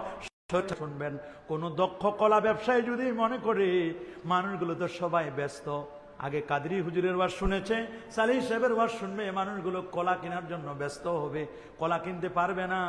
দক্ষ কলা বিক্রেতাও যদি মনে করে যে না, হ্যাঁ বাসা থেকে যে কলাগুলো নিয়ে আসবো বিক্রি করতে, মাহফিলে কলাগুলো ছিলে নিয়ে আসবো, আপনারা বলেন ওই লোকটার কলাকে কেউ আপনারা কিনবেন? বলেন ওই কৃষক বা ওই ব্যবসায়ী যদি বলে, কলা ব্যবসায়ী যদি বলে, ভাই আমি আপনাদের উপকার করেছি, বলে কি উপকারটা করে চামড়াটা ফেলে দিবেন, চামড়াটা ফেলে কলাটা খালি খাবেন। তা আমি তো আপনাদের কলাটা ছিলে আনছি, শিলা কলা খালি কিনবেন আর মুখে ঢুকাবেন, আমি তো সময়টা বাঁচানোর জন্য এমন করছি। বলবে ভাই রে, তুমি আমাদের উপকার করো নাই, বড় আইক্কাওয়ালা বাস দিয়েছো তুমি, আচ্ছা বাস দিয়েছো। একটা কলার উপরে যে চামড়াটা, এইটার নাম হলো আকীদা। কলার ভিতরে যে মজ্জাটা, এই মজ্জাটার নাম হলো ঈমান। ঈমানটাকে কাভার করে ঢেকে রেখেছে কলার উপরের চামড়া নামক আকীদা। এই চামড়াটা হলো আকীদা, আর কলার যেটা মজ্জা, এইটার নাম হলো ঈমান। আল্লাহর ওলিরা হলো কলার চামড়ার মতো, কলার চামড়ার মতো। আল্লাহর ওলিরা আমাদের ঈমান আকীদাটাকে সেভ করে রেখেছে। আল্লাহু আকবার, আরো যারা বলে আল্লাহু আকবার। রে বন্ধু, জিজ্ঞেস যদি করো ভাই আমি যে কলাটা ছিলে আনলাম তুমি কিনবা আর খাবা, কেন কিনতেছো না, কেন কিনতেছো না? বলে এই জন্য কিনে নাই, তুমি যখন বাসা থেকে কলাটা ছিলে আনছো, বাসা থেকে মাহফিল পর্যন্ত আসার সময় কত ধুলা বালি ময়লা আবর্জনা এই কলার উপর পড়েছে, ময়লা আবর্জনা। এছাড়াও আর একটা সমস্যা, বিনা দাওয়াতের একজন মেহমান আছে, সেটার নাম হলো মাছি। ভ্যান ভ্যান ভ্যান ভ্যান করে যখন নেটওয়ার্ক পাওয়া যায়, কলার ঘ্রাণ পাওয়া যায়, কলাটা ছিলার পরে, কলা যদি অরিজিনাল কলা হয়, আম কাটবেন, কাঁঠাল কাটবেন, আপনি দেখবেন ভ্যান ভ্যান করে মাছি স্লোগান দিতে দিতে আসবে, ভাই আমারও হক আছে। কথা বলেন, কথা বলেন, আরো যারা বলেন। আল্লাহ নবী বলেন, যাও ওয়াকাযুবা ফিনা ইয়াদিকুম, বুখারীর হাদিস, তোমাদের কারো খাবারে যদি মাছি পড়ে, ফামকুলু, তোমরা মাছিটাকে ডুবাই দিবে, ডুবাই দেওয়ার পরে মাছিটা এবার তুলে নাও, এবার তুমি খাবারটা খাও, কোনো ক্ষতি করবে না। আল্লাহ নবী বলছেন, মাছি যখন খাবারে পড়ে মাছিটা ডুবাই দাও, ডুবাই দিলে এই মাছি আর কোনো ক্ষতি করবে না। অথচ মাছির দুটো ডানা, বলে মাছি যখন উড়ে চলে যায়, একটা ডানার মধ্যে আছে রোগ, আর একটা ডানায় আছে রোগের প্রতিষেধক টিকা, সে রোগটা দিয়ে যায়, কখনো টিকাটা দেয় না। মাছি যখন ডুবাই দিবেন, সাথে সাথে রাসূল বলে দিয়েছেন, একটা ডানাই হলো রোগ, আর একটা ডানার মধ্যে আছে রোগের প্রতিষেধক টিকা। ওরে ডুবাই দেওয়ার পরে মাছিটা আপনি ফেলে দেন, দেখবেন ওই খাবার কোনো ক্ষতি করবে না। তবে দুধের মাছি এরা কিন্তু সব সময় আসে না, দুধ আছে যতক্ষণ, মাছি আছে ততক্ষণ, ক্ষমতা আছে যতক্ষণ, টাকা আছে যতক্ষণ, যতক্ষণ পাওয়ার আছে ততক্ষণ চরিত্রও আছে। অমুক ভাইয়ের চরিত্র ফুলের মতো পবিত্র, কতক্ষণ টাকা আছে যতক্ষণ, ক্ষমতা আছে যতক্ষণ, টাকা নাই, ক্ষমতা নাই, চরিত্র নাই। আমার দেশের চরিত্র বিক্রি হয়, কথা বলেন, আমার দেশে চরিত্র বিক্রি হয়, চরিত্র বিক্রি হয়। চরিত্র বিক্রি করো না বাবা। আল্লাহর ওলিরা আখলাকে হাসানা, উত্তম চরিত্র বানানোর জন্য আল্লাহর ওলিরা আমাদের এখানে এসেছে। লাস্ট একটা উদাহরণ দিয়ে আমার বক্তব্য ক্লোজ করে দিব, অনেক রাত হয়ে যাচ্ছে বাবা, গভীর মনোযোগ। আপনি এই যে দেখেন আমার সামনে, আপনাদের সামনে যে বাতিগুলো ঝুলতেছে, দেখেন তো বাতিগুলো, দেখেন না, দেখেন দেখেন একটা হোল্ডার আছে না নাই? আপনারা একটু তাকায় দেখেন, প্রত্যেকের সামনেই তো একটা আছে। এই যে দুই পাশে দুইটা তার আছে না নাই? একটার নাম নেগেটিভ আর একটার নাম পজিটিভ। হোল্ডার মানে ধরে রাখে যেটা, এটাকে বলে হোল্ডার। হোল্ডিং, হোল্ডার মানে ধরে রাখনেওয়ালা জিনিসটা, এটাকে হোল্ডার বলা হয়। চতুর্দিকে যেটা থাকে হোল্ড, যেটা ধরে রাখে, হোল্ডার। এটার নাম হলো আকীদা। দুইটা যে তার, একটা নেগেটিভ আর একটা পজিটিভ, দুইটা, এটার নাম হলো ঈমান। লা ইলাহা ইল্লাল্লাহ, লা ইলাহা নেগেটিভ, ইল্লাল্লাহ পজিটিভ, দুইটা একসাথে লাগায় দিবেন, বাতি জ্বলে উঠবে। এবার বাল্বটা আছে, বাল্বটার নাম হলো আমল। বলেন বাল্বের নাম কি? আমল। আপনি এখানে সেই পরিমাণ বাল্ব দিবেন, যদি 60 ওয়াটের বাল্ব দেন আপনার আলো কম হবে, 1000 ওয়াটের দেন, 1000 ওয়াট দিবেন, ফোকাস মারবে বেশি। যার যত আমল হবে রে বাবা, তার তত চেহারায় নূর চমকাবে। আমল আপনার কম, চেহারায় নূর চমকাবে না। চেহারার নূর এটা আলাদা জিনিস। ওয়াত্তাকু ফিরাসাতাল মুমিন, মুমিনের দূরদর্শিতাকে ভয় করো। ফাইন্নাহু ইয়ানদুরু বিনুরিল্লাহ, আল্লাহর ওলিরা এই চোখ দিয়ে দেখে না, কলবের চক্ষু দিয়ে দেখে। এজন্য বাবা আল্লাহর ওলিদের টার্গেট হলো লাইনটাকে ক্লিয়ার করা, আকীদারে ঠিক রাখা, লাইনে যেন ডিস্টার্ব না হয়, শর্ট সার্কিট খায়া যেন জ্বলে পুড়ে সারখার না হয়ে যায়, লাইনটা যেন ক্লিয়ার থাকে। নেগেটিভ পজিটিভ ক্লিয়ার করবেন আল্লাহর ওলিরা। হোল্ডার মানে ধরে রাখবে, আপনাকে ধরে রাখবে আল্লাহর ওলিরা। আপনি যত আমল করবেন তত পাওয়ার বাড়বে। আল্লাহর ওলিদের টার্গেট হলো ঈমান আকীদা সংরক্ষণ করা। এজন্য আমার বিষয় সঠিক আকীদা এবং আমলের প্রচারে আউলিয়া কেরামের অবদান। আল্লাহর ওলি ইন্নাল আবদা ইয়াতাকাররাবু ইলাইয়া বিন-নওয়াফিল, বান্দা নফল ইবাদতের মাধ্যমে আল্লাহর ওলি হয়, আল্লাহর ওলি হয়। বাবারে, যারা ওলি হয়েছেন তারা অবশ্যই তাহাজ্জুদ আওয়াবিন ইশরাক পরে পরে আল্লাহর ওলি হয়েছেন। সাধারণ মানুষ শুধু ফরজ ওয়াজিব আর সুন্নাত করে করে আমল করে করে আল্লাহর ওলি হয় নাই। নফল ছাড়া আল্লাহর ওলি হওয়া যায় না, নফল ছাড়া আল্লাহর ওলি হওয়া যায় না, অতিরিক্ত কাজ করতে হয়। আমি যদি আপনাদেরকে জিজ্ঞেস করি একটা প্রাইভেট কারের চাক্কা কয়টা বলেন, আরো জোরে বলেন। সবার মুখে চারটা চাকা, চারটায় দরকার, একটা কম হলে কি গাড়ি চলবে? বলেন না, চলবে? গাড়ি চলবে না। না না, যত বড় হুজুর হন, যত বড় আলেম হন, গাড়ি চলবে না, গাড়ি চলবে না। যেখানে যেটা রাখা দরকার ওইটা ওখানে রাখতে হবে। যেখানে বাবা ব্রেক থাকা দরকার ওইখানে ব্রেক। ব্রেকের পাশেই হলো আপনার পিকআপটা, পিকআপ আর ব্রেক কাছাকাছি। পিকআপ দিলে গাড়ি দৌড়ায়, ব্রেকটা দিলে গাড়িটা কমে। আল্লাহর ওলিদের টার্গেট হলো আপনি যখন গাড়িটা চালাবেন, সব রাস্তা তো সমান না। কোনো জায়গায় 60 গতিতে চলতে হয়, 40 গতিতে, কখনো 80 গতিতে, কখনো আবার 100 চালান। সব রাস্তা সমান না, মাঝখানে আবার কি করতে হয়, একটু ব্রেক দিতে হয়। এই যে বাবা মনে রাখবেন, আল্লাহর ওলিরা এটা কিন্তু ব্রেক সিস্টেমটাকে আল্লাহর ওলিরা শিখা দেয় আদব। আদবের ব্রেকটার নাম হলো আদব, পিকআপটার নাম হলো এলেম। বলেন পিকআপটার নাম কি? এলেম। এলেম এলেম থাকলে মানুষের মর্যাদা বাড়ে। পিকআপ দিলে গাড়ি ভাগে, পিকআপ দিলে উপরে উঠে, আর ব্রেক দিলে এটাকে কন্ট্রোল করে। আল্লাহর ওলিদের কাছে ব্রেকটা আছে। ওলি আল্লাহদের সাথে যাদের সম্পর্ক, মনে রাখবেন তারা কোনোদিন বিয়াদব হয় না। তারা গাড়ি চালানোর সময় বুঝে শুনে গাড়ি চালাতে হয়। আল্লাহু আকবার, এ জোরে বলেন আল্লাহু আকবার।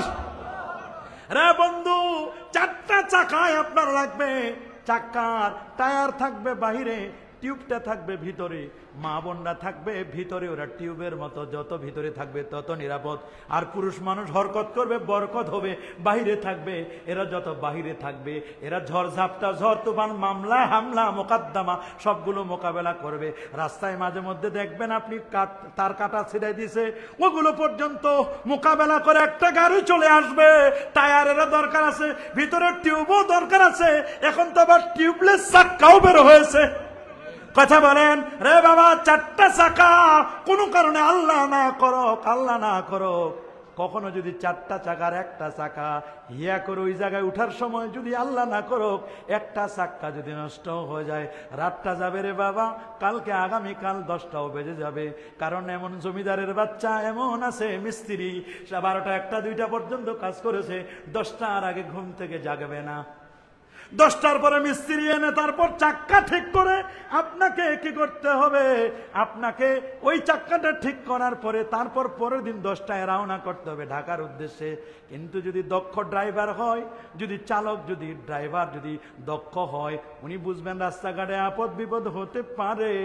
এই জন্য বাবা দক্ষ ড্রাইভার পিছনে একটা এক্সপিয়ার অতিরিক্ত নফল চাক্কা রেখে দেয়, বিপদ আপদ হতে পারে। এই নফল চাক্কাটার কাজটা করে আল্লাহর ওলিরা। আল্লাহু আকবার। এই নফল চাক্কা যার আছে, মালিককে শুধু বলবে, গাড়ির যিনি মালিককে বলবে, যাত্রীদেরকে বলবে, আপনারা যার যার হাজারটা সারেন, আমার খালি 5টা মিনিট সময় দেন, একটু পায়চারি করেন, আমি ব্যাগডালাটা খুলবো, এই চাক্কার 4টা নাট শুধু খুলে নিব, বাকি চাক্কাটা বের করে খালি লাগাই দিয়া 4টা নাট খালি টাইট দিব। এইটা এতক্ষণ ছিল নফল, গাড়ির পিছনে কোনো দাম ছিল না। এটা যখন এবার 4টা চাক্কায় একটা চাক্কা নষ্ট হয়ে গেছে, এই চাক্কাটাই যখন বাবা এটা লাগাই দিল, এই চাক্কাটার নফল না রে, এই চাক্কাটা এখন ফরজের মতো ভূমিকা পালন করি। ইয়াউমা নাদউ কুল্লা উনাসিম বিমামিহিম, কিয়ামতের ময়দানে এ বাবা আমাদেরকে ডাকা হবে ইমাম।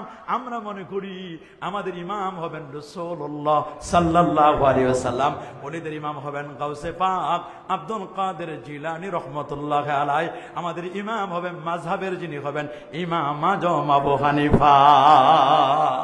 আল্লাহর ওলিদের খেদমত, সঠিক আকীদা এবং আমল প্রচার প্রসারে যে খেদমত করে গেছেন এটা বলে শেষ করা যাবে না। আল্লাহু আকবার বলে যাবে যাবে যাবে কখনো না। আলা ইন্না আউলিয়া আল্লাহি লা খাউফুন আলাইহিম ওয়া লা হুম ইয়াহজানুন আল্লাযিনা আমানু ওয়া কানু ইয়াত্তাকুন লাহুমুল বুশরা ফিল হায়াতিদ দুনিয়া। আহা, এক নয় দুই নয়, আল্লাহর কোরআনে